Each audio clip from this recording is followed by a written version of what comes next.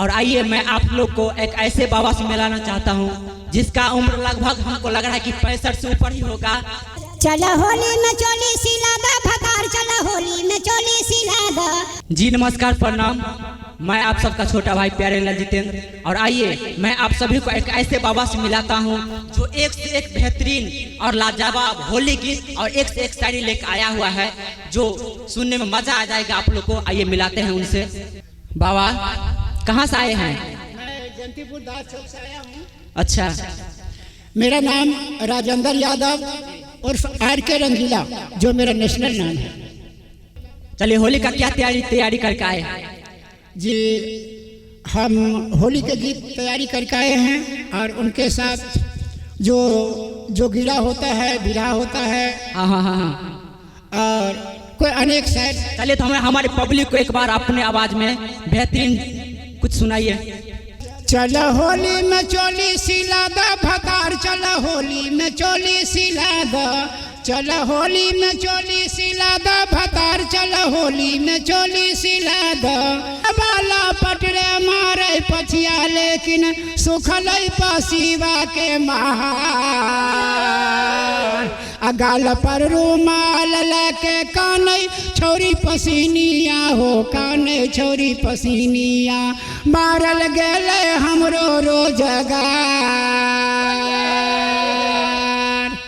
अरे चला होली में चोली सिलादा भतार, चला होली में चोली सिलादा, चला होली में चोली सिलादा भतार, चला होली में चोली सिलादा।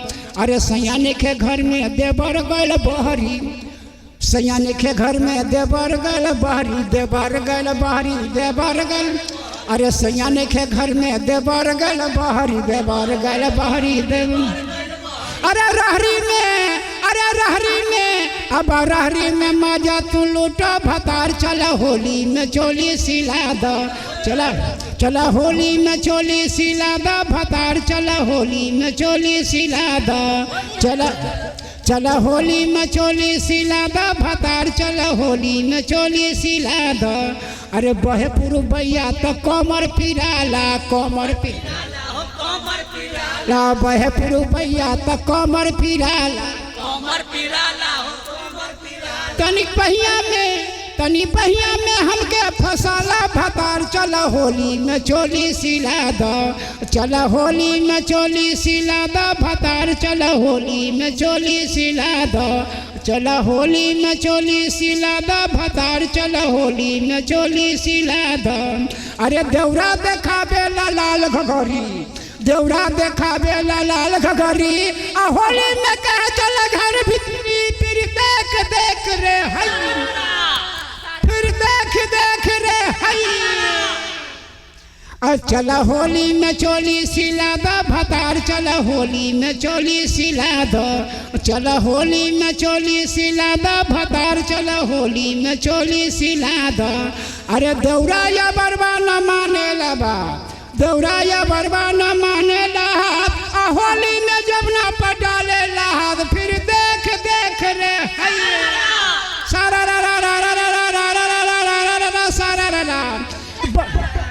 अब बड़की भजी छोटकी भजी लगबो देवर, के भजी लगबो देवर, बड़की भजी छोटकी भजी लगबो देवर। आ श्री मुख से बोला भजी देबो जेबर, आ श्री मुख से बोला भजी देबो जेबर। आ कौन कौन गहना है भजी, कौन कौन गहना, कौन कौन गहना है भजी, कौन कौन गहना। आ कान का नग फूल दबा हाथ का गहना, कान का नग फूल दबा हाथ का गहना।